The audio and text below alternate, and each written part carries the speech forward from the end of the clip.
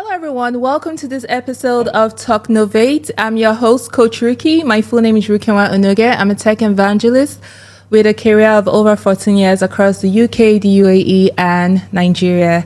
And I welcome you to this amazing episode, which is a bit more intimate because it is a Q&A session with me and you. So I got a couple of questions and I would like to answer that for my viewers, and I'm hoping that you'll be able to learn a thing or two. But before I proceed, I noticed that a couple of you still haven't subscribed to my channel, so please subscribe. Don't forget to share this episode to all your friends, all your loved ones, comment on it and like it. And also don't forget to send your inquiries and questions to talknovate@gmail.com. So the first question I got was, can you tell us about your journey into the tech industry and how you became a tech evangelist? Ooh, okay, that's interesting. So my journey into tech industry. So right from when I was a kid, I was always interested in entertainment. I've always wanted to do, since I was like 6, 7, 9, I've always wanted to do a couple of things in technology. Sorry, not technology, in the entertainment space, right? But I was very intelligent. Like I had like very good grades. And so my dad, like most African parents at the time, they'll push you towards like reading medicine.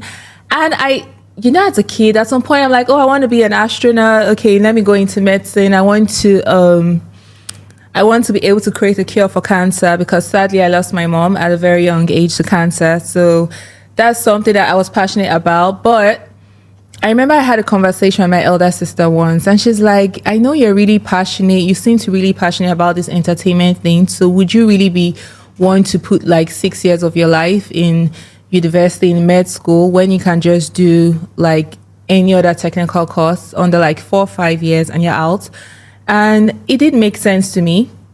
And also, my dad foresaw that technology was the future, right? So I told him, like, you know what? I don't really see myself, being in the hospital. I mean, like, I respect healthcare workers, but I just knew from a very young age that wasn't really me on the inside. If I did it, I'll be doing it just to prove a point or just for everybody else. And so I told my dad, like, okay, maybe architecture or technology. And he's like, you know what? I think technology makes more sense. And so I wanted to study computer engineering, but I had a conversation with my cousin at the time who was studying it. And based on certain insights he gave me, I decided to settle for computer science. And yeah, so that was my journey into technology. Being a tech evangelist, further down the line, in the course of studying my master's degree for computer science, when my visa was rounding up and I had to go back to Nigeria, I started looking at how I would create an impact. And I found out that there are many businesses that were still not operating in the digital space. So it made me decide to be able to train people or empower people with the right tools to put their business in the digital space. And so that's how that journey started for me. Yeah. Okay, so in my opinion, the next question, in your opinion, what are some of the most exciting technological advancements? I would say one of the most exciting is definitely AI. Like, I love AI. It just makes my life easier. It feels like AI feels like my personal virtual assistant, and it really just smooths things for me. Like, what I would usually take maybe like 5 hours to do or 6 hours to do, now I can do it like an hour. Like, it just makes my life easy. And especially for me, I have like diverse skill sets. So I tend to do a couple of things at the same time. I tend to multitask a lot. So AI just really makes it easier for me and makes it easier for me to be a big dreamer and just know that, okay, I can actually do everything I set out to do. So yeah, that's very exciting for me. Is there any technical application you've been skeptical about? Okay, I think one technological advancement, not necessarily a particular application that I was a bit skeptical about, I think that's the dating app. So I'm a millennial, and it's weird because as a millennial, you're in between the traditional age and like the digital age. You get, so as kids, things are basically traditional, but towards as teenagers or entering into like early adulthood, there was like Facebook and stuff. So that was like the intro. So even in uni, yes, we had like the social media, but it wasn't as big as it is today. So for some reason, and I'm a bit traditional, I think it was really late for me to jump on the online dating bandwagon, especially because, you know, you hear like there's certain general perceptions about, you know, like the hookup culture involved. So I feel like that has really swayed people away from it. But I'll tell you a personal story. So recently, in Dubai, I remember telling my friends, not just my friends, like anyone that would care to listen. I was like, oh my God, this feels really lonely. I don't know. I mean, like, you know, being in a different city, far from your family members and your friends, people you grew up with, it can be a bit intimidating. And especially when the city moves very fast and you're very busy and you're a professional, like, you know, it was a bit difficult for me to strike a healthy work-life balance and to meet people like minds, apart from just romantic relationships, like this, even platonic relationships. So I remember I watched the podcast online on YouTube. I can't quite remember what the title was, but they normally interview like impactful women, and there's a lady who was speaking there, and she gave her story, her experience with dating apps, one of the dating apps, and she said it was just like, you know, numbers game. She met great people there. She went on like dates over like 18 weeks, and then she met the love of her life and stuff like that. And I was like, okay, maybe I should just give this a try, reluctantly, right? And so I jumped on one of the dating applications. I'm not going to say which one. I jumped on one of them, and yeah, I actually met like some really great people, and even beyond relationships, like just for like platonic relationships, because there are options for like friends and stuff like that. And it was really great for me. It felt like magic, like a magic wand, right? So this was me a week earlier, where I was just like, oh, I have very few friends, and whenever they travel out of town on vacation or something, I feel lonely. And then 1 week later, I'm like, oh, having lots of, you know, DMs. And beyond that, like just having, even for females, like having great conversations, meeting like minds, people who we have similar values and similar interests. That was really exciting. And I actually wish I jumped on it like years earlier when all my friends were buzzing about it. I just felt like, nah, maybe that's not my thing. So yeah, that's something I was skeptical about.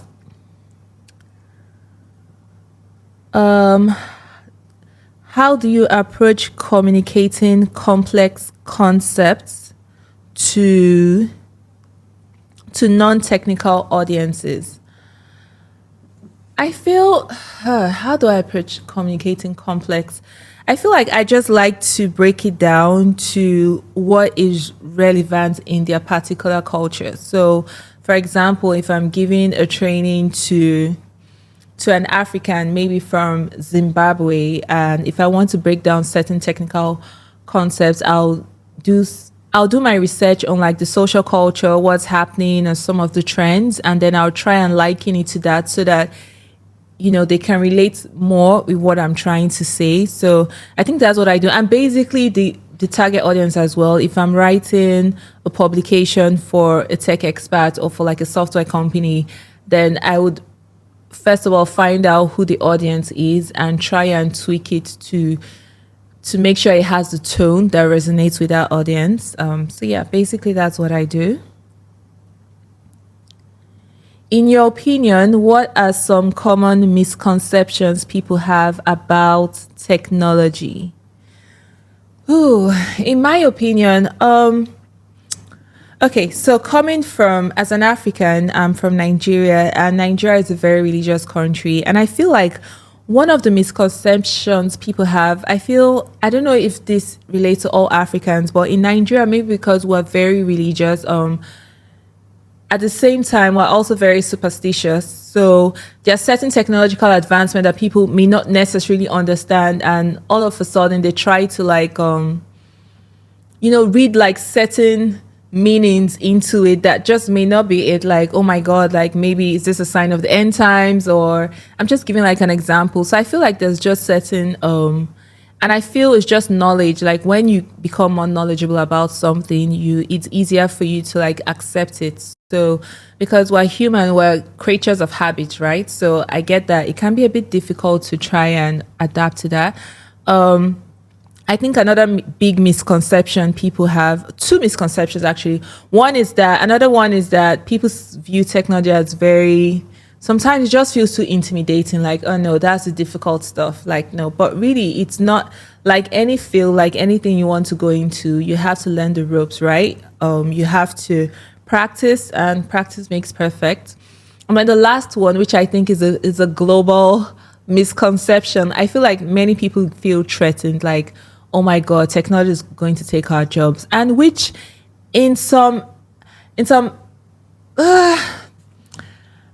I'm 50-50 on that. Yes, it does make things easier. It does eliminate some mundane processes. And so definitely some jobs will be threatened. I remember even, I think I was in one of the malls and there was this self checkout where you just, buy whatever you want to buy, and then you go to the counter and you just pay yourself. So there was no need for like a cashier, and there are like security cameras in the store. So there was a need for like a physical salesperson working there. So yes, you might say that, okay, that person's job is being threatened.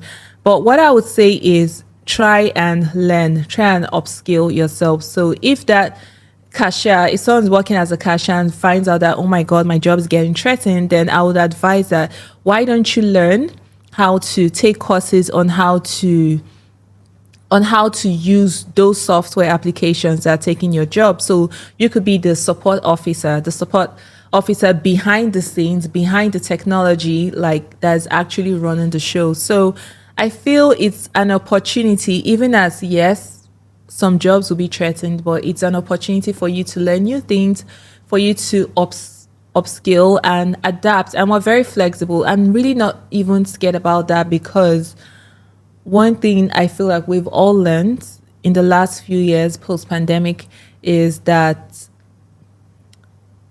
there's so many things that we thought we could only do in person, but now we're realizing that, oh my God, like I can be at the beach in Jamaica and still be writing codes for a client in the UK, and a couple of years back, you literally have to be like at the physical location. You get what I mean? So yeah, there is some some relevance to that fear, to that perception. But I feel like if you upskill and if you're open to new changes and new challenges, that shouldn't be an issue for you. How do you see the relationship between technology and ethics evolving? Okay, this is a very interesting question, because I feel like now, even with AI, there's so much controversy and conversations, especially since 2023, like about AI. Everywhere you go, every event, AI is like the hot topic, right? And I know that there are certain concerns about the ethical aspects of it. Even social media, like right now, sometimes people share like fake news. And then, one thing about the internet is whatever is put out there, it stays there forever. So it could be a bit intimidating to watch if things, especially now that, social media is thriving on the viral economy, where you have to say something very controversial to like, get all the likes you want and to go viral, to get all the views you want. So yeah, that's something that's very interesting. And I feel that as much as a new technological advancement, there also should be certain rules that govern those advancements. So yeah, I feel like they both go hand in hand. So I don't know what the next invention is going to be tomorrow, but whatever it is, I feel like the government needs to put things in place, needs to study it and put things in place to make sure that it is being ethical. So yeah, I think that's my answer to that. What is your advice for women who want to start a career in technology, given the fact that it is a male-dominated industry?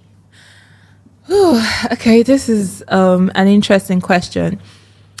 I feel like beyond even technology, even like in engineering and a couple of courses, there are usually more males in them. But I would say just believe in yourself and just keep going. I remember when in my undergrad days and people would see me and they'd be like, oh my God, like you look like someone that should be in business and communication. Like, what are you doing? Are you sure you're in sciences? Like, what are you doing in computer science? Because there were fewer females there, but just follow your heart. If it's what you really want to do, go for it. And even if there are few females, but things are changing. There's lots of information out there, and I'm happy that there are a lot more women coming into this industry. So I would say believe in yourself.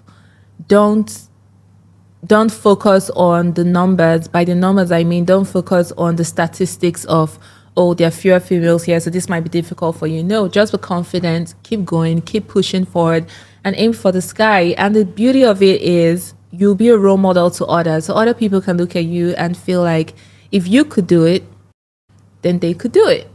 Yeah. So that's the last question for today. Thank you so much for sending in your comments, your questions, inquiries. I look forward to speaking with you guys in our next episode. Please send any inquiries to talknovate@gmail.com.